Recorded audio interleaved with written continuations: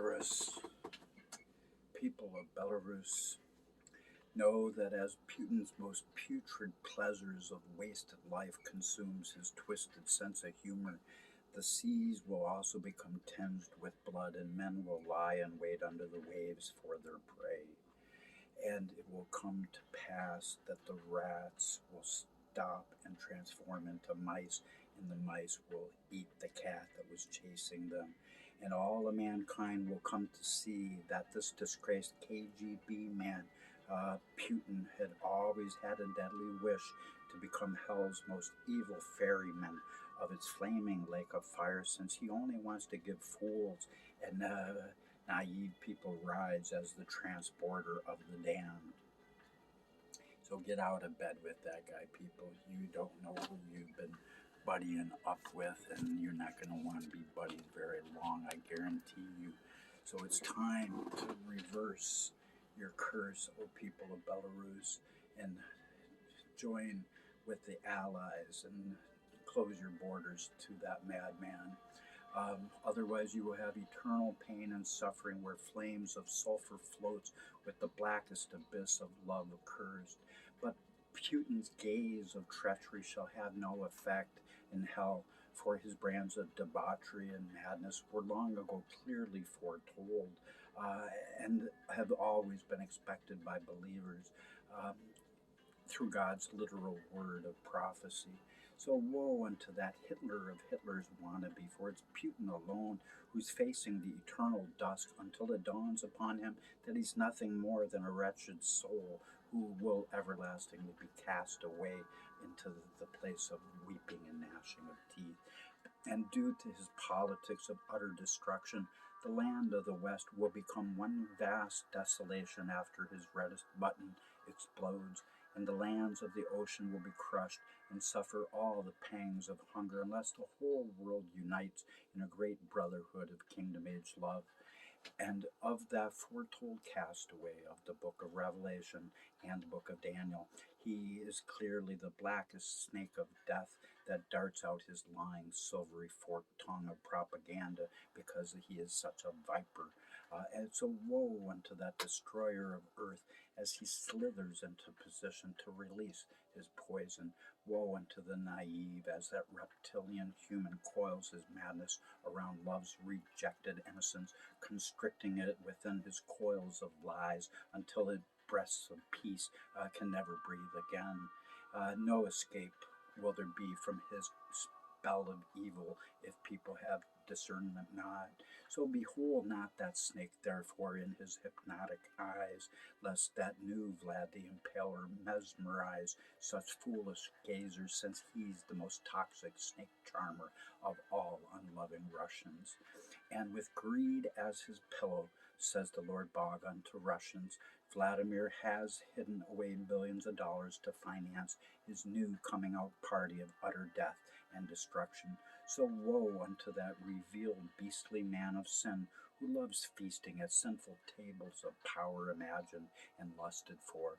And woe unto that disgraced father of daughters of Maria and Yekaterina, and the accursed lover of Gabavia, who gave him 2 sons and another daughter. For they all shall evermore be ashamed of their loveless father, who is clearly heaven's most accursed Papa Vlad, the most accursed killer of killers. For by the spirit of prophecy, the wise shall soon come to believe the absolute everlasting gospel truth that as a S&M lover, and he does, Vladimir Putin loves imagining pleasures most forbidden, orchards of death's unripened fruit in his garden of doom of the darkest gloom. So thus saith the Lord Bog of Russia, Vladimir is but a snake like of Eden, shedding its outer skin, gaining in strength and power with every act of evil that he has his people to perform. And he laughs like a hyena as he mocks those beneath him, while laughing as a jackal while he waits for his own grim reaper to arrive, so that he can pull his most deadly weapon out, as it is foretold. And as it is foretold, eyes shall be consumed away in the book of Zechariah in their sockets, and tongue shall be consumed away in the mouth, and flesh shall be consumed away, even before any corpses even have a chance to fall to the ash-filled ground.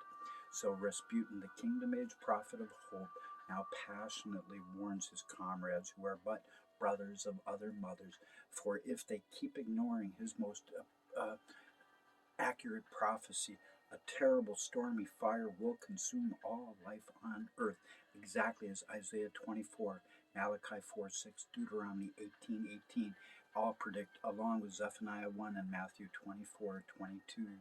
And after that foretold thermonuclear explosion, all life in the world will die, as Zephaniah declares.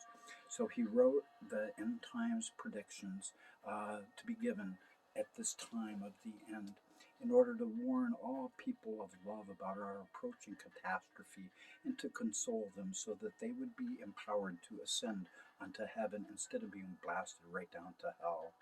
And if these words of this prophecy are not passed out unto the nations obediently by people who will not obey the spirit of love, by love's most obedient spirit of hope, then Rasputin guarantees that it shall come to pass that multitudes will soon be dying as accursed Russian soldiers start walking knee deep in blood.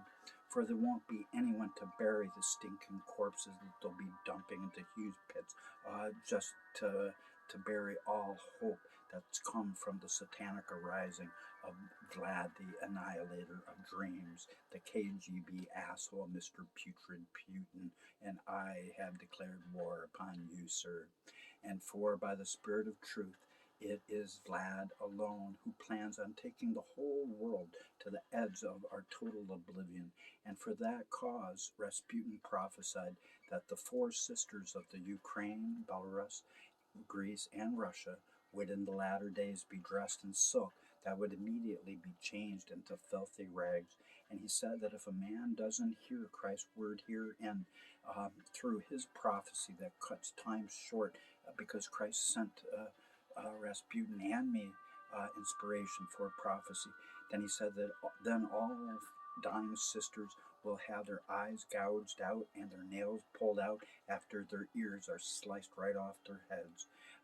Talk about fools not wanting to hear. And then their beauty would turn into a great ball of fire within them to incinerate all chances of ever being able again to thrive alive. So Rasputin insisted that mankind must pay close attention to the Lord's great seed of time that's found only within prophecy alone. Otherwise, all people not looking towards the great Canadian North Star shall die terrible deaths, for life will only come from the Lord Star of Stars, and he is shining his light in Canada from his Star of Bethlehem, who he is, as he arises as the great Sun of Love, bringing hope and peace at the beginning of World War III, so all nations can be healed as they embrace the abundant life and healing for all those willing to mount up on the whitest wings of his most regal eagle of the eons, who is on the Polish flag, who is his whitest dove of love, who brings forth the flying scroll of Zechariah 5, which is the everlasting gospel of Revelation 14. I am Elijah, the latter-day Daniel of Daniel 12:13, and I am the prophesied end-time writer with stammering lips, and that means shocking. And if you don't believe me, got to see my Walter Brennan impersonations. Bye now. Yep.